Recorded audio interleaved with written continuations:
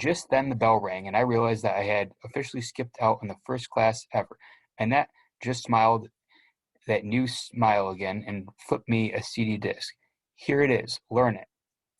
Then she bopped off down the hall with the new Bunny on Puppet Strings walk I was used to, the old Bunny on Puppet Strings I was used to, leaving me to wonder what just happened. I was fairly sure something had. Things was happening at homeroom too. Around the second week of Jeffrey's treatment, I got word. I guess word got out among the parents' friends that it was time to acknowledge Jeffrey's illness. All of a sudden, as if someone had thrown a switch, phone calls started pouring in. Cards jammed our mailbox. Flood of concerned grown-ups started pulling into our house with baskets and bags of food. Flowers, balloons, toys. I admit that the edible stuff gave me nice breaks from the microwave Hot Pockets poster child. But the whole scene was kind of bizarre. You can picture it. A well-wishers comes in. We all thank him, or more often, her, as the Tupperware is handed over. Then everyone stands around awkwardly while a visitor tries to find appropriate things to say to my parents. If I'm around, it's weird. They ask me how I am, but I can't actually tell them about what's going on in 90% of my life. They really mean, how are you specifically with regards to your brother's health crisis? And if Jeffrey is there, it's the biggest nightmare of all. Half of them try to be cheery no matter what, so they act all lousy and hearty, swinging Jeffrey around and telling corny jokes. Meanwhile, I'm standing there mentally shouting at them, "Be gentle, you moron! Don't bruise him! Please step away from the boy." The others are half are solemn, no matter what, which is equally horrendous because Jeffrey is such a naturally happy kid. He wasn't generally downhearted in those early days, despite the illness. Sometimes he had really bad aches, especially on his legs, and he was tired a lot of times. And the chemotherapy drugs were making him feel pretty rotten physically, but mentally, he was Jeffrey. The kid wanted to laugh and play and watch Nickelodeon when things got too exhausting. And when frowny people came, he almost wanted them to see Jeffrey be sad, sick boy, to earn the pot roast. And they were carrying on whatever, and those visits dampened his spirits for a while at least. After a week or so, though, Jeffrey made a game of it. As something started up the front walk, carrying the obligatory giant shopping bag, I would say, "Okay, Jeffrey, what do you think? Frowny or cheery?" "Definitely cheery, I think. We have 3 frownies in a row." "You may be right, little man, but we're due for a cheery right about now." "But she's looking a bit nervous. I bet you $1 she's going to be a frowner." He didn't wait to open the door, smirk at each other. Then we'd open the door, smirk at each other throughout the visit, and finally assign the visitor a score after she left. No matter how horrendous the experience had been, I could always get Jeffrey to laugh by acting like a sports commentator. "A tremendous effort by kind old Mrs. Jacob from the accounts payable department. She brings an apple pie. But wait a minute. It's store-bought.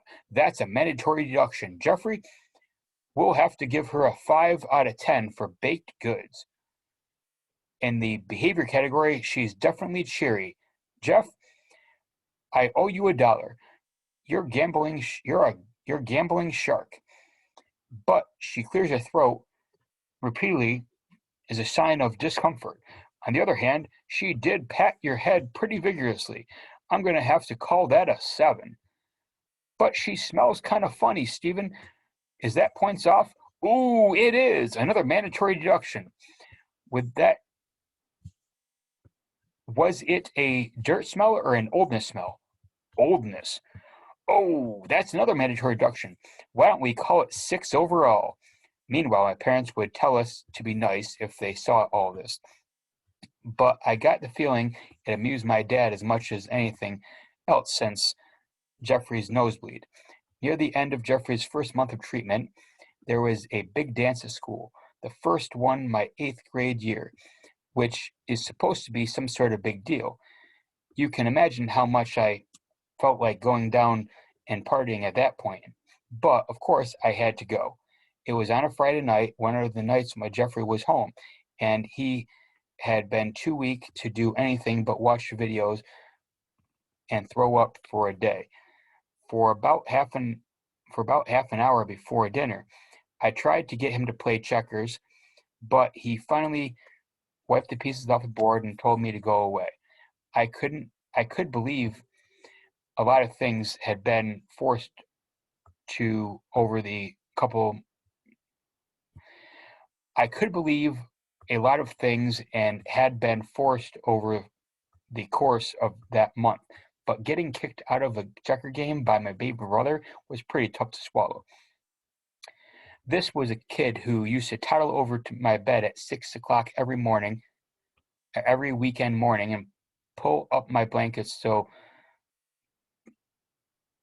I get up and watch cartoons with him. This was the kid who once made me play Hungry Hungry Hippos for about 4 hour straight until I thought my hands were going to fall off from slamming down those dumb little levers to make himbos' heads move. This was a kid who spent entire days begging me to play shoots and ladders with him, and now he was feeling too sick to play with me. And I know this is a selfish reaction, but my thought at this time was, oh great, I'm not even at the dance yet, I'm already getting rejected. What an ego boost.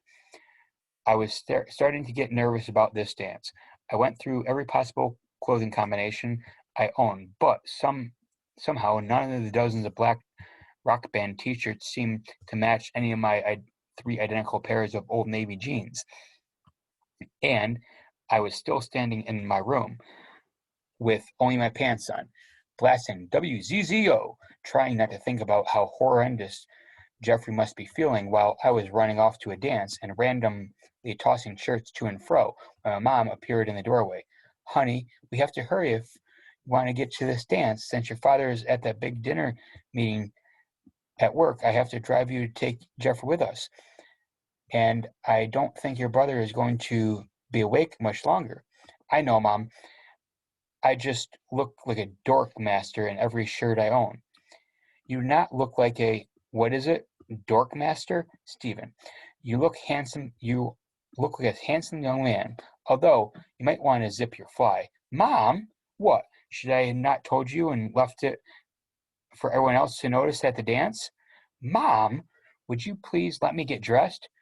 We don't have time for one of your big insecurity scenes here, Stephen. Let's see what you have in your closet. She opened the closet doors and started thumbing through the clothes I had hanging there, giving little motherly comments. This one looks great with your brown eyes. This one makes you look nice and muscular. Mom, this one is too formal. This one is stained. Why is a dirty shirt hanging in your closet? This one is perfect. Now put it on. Mom, this one's purple. I haven't worn it once since the day Grandma got it for me, gave it to me. I look like Barney. Oh, Stephen, Barney is purple and green. You will look nothing like him. Plus, this isn't purple, it's eggplant. Sure, Mom. Chicks dig a dude who's sporting the latest eggplant turtleneck style. I grabbed my old black shirt off the floor, stalked past Mom, and put it on, and went downstairs. Jeffrey was sitting on the couch looking miserable, but he had enough energy to embarrass me in front of Mom. Do you think Renee Albert will dance with you, Stephen? You think she's hot, right? Oh, leave me alone, shrimp boy. Renee Albert has a boyfriend. Will you dance with Annette? She's pretty too. She knows you're alive. Where does he get this stuff? I don't know, Jeffrey. Usually, there's a big line of girls waiting to dance with me, so it depends on how soon Annette gets there. There's just not enough supply of Stephen Alpert around to meet the demand. That's a joke, right?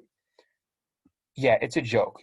I'll probably just stand in the corner trying not to be noticed until the decoration committee accidentally packs me into a box at the end of the night. There I will lie, crammed between rolls of crepe paper until the New Year's dance 2 months from now. Jeffrey thought about it for a moment and said, "Wow, won't they notice the box is too heavy when they go to put it away?" "Good point, Jeffrey. Stephen, put your brother's shoes on, will you? We have to get moving. They'll never fit they'll never fit me. Mom, har har har, funny.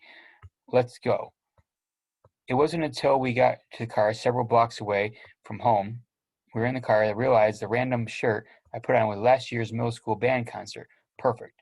It was easier than building a carrying picnic sign with a word that says geek on it, but it was achieved the exact same effect.